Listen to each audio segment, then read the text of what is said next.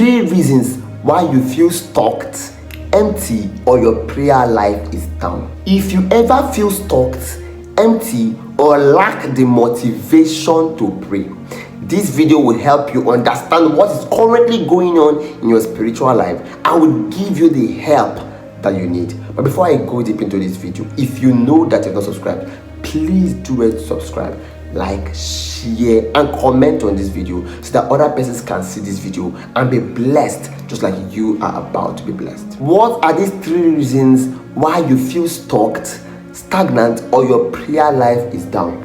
1, you might be entering into a new season. I need to explain this so that you don't get me wrong. If probably you have been having a consistent prayer life before now, and all of a sudden you start feeling empty, feeling as if you are stuck, or feeling like your prayer life is down, then it simply means you are entering into a new season. Whenever you are being ushered into a new season, God expects you to seek more. God expects you to desire for depth. God expects you to come for. God expects you to come up here and get better things spiritually. Now, as a result of this new dimension that is coming to you, you will begin to feel uncomfortable in your present position, just like the mother eagle, that whenever she wants her children to fly away, she will begin to remove their nest and make them uncomfortable. So the reason why you are feeling uncomfortable, feeling stuck, feeling empty is because there's an innate desire for you to enter into the new season that God wants to usher you. Now, if you fell into sin or have had a level of ups and downs, then it is not a new season.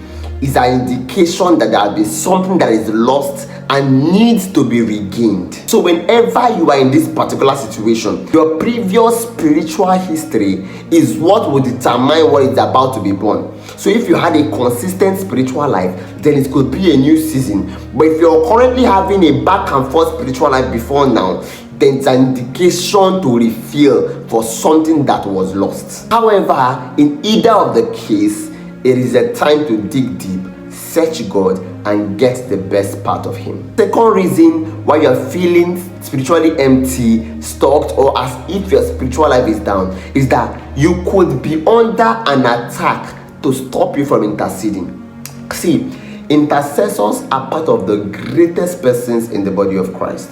Now, when the enemy wants to destroy a particular generation, or when the enemy wants to cause havoc, he will attack the intercessors in charge of that particular territory. So you suddenly begin to feel weak, suddenly begin to feel empty, suddenly begin to feel drained. This is not because you are not spiritually on fire, but there is an attack on your spiritual life to stop you from interceding. Even after Elijah called down fire on the prophet of Baal, Elijah was so scared at some point, he felt depressed that he wanted God to take his life because he didn't even want to continue the spiritual journey. This was an attack. The Bible records that he was scared because of Jezebel. Jezebel is an entity.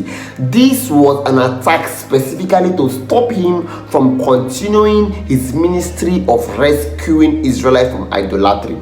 So when the enemy wants to destroy an agenda, when the enemy wants to destroy a movement, when the enemy wants to fight against a particular movement that will be born by God, he fights the intercessors in charge of that movement. So the moment you realize that this is an error, that this emptiness is something you cannot explain, then this could be the devil trying to fight the movement and the work of God in your hands. Rise up and intercede because there is something at stake. If there is nothing to be saved, then the enemy will have no reason to attack you. There is definitely something at stake. So rise up, pray, intercede, come out and lose yourself and get the victory for that person or that generation. The third reason why you feel spiritually stuck, empty, or as if your life is going down is because genuinely you are struggling with the flesh.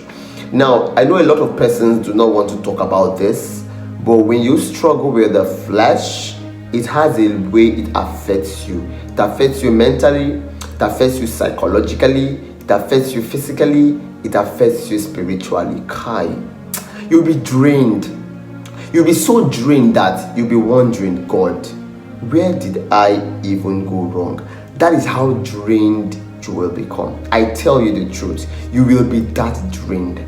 So when you realize that you are this drained, it could be an indication that you have been struggling with the flesh for too long and it is time to subdue it once and for all. The flesh cannot be conquered in a day.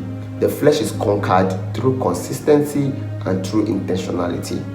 If you want to be intentional with conquering the flesh, then you must give it your all and fight. You must realize that this is like a cancer. The flesh is like a cancer. You undergo series of chemotherapy. If you want to come out a survival, you will fight. Prayer is chemo. Everything is going to go under fighting. You will fight until you subdue the flesh and come out victorious. The scars will be there, but the victory will be recorded. So never stop fighting, never stop pushing, never stop being better, because God is in charge and is ready to help you.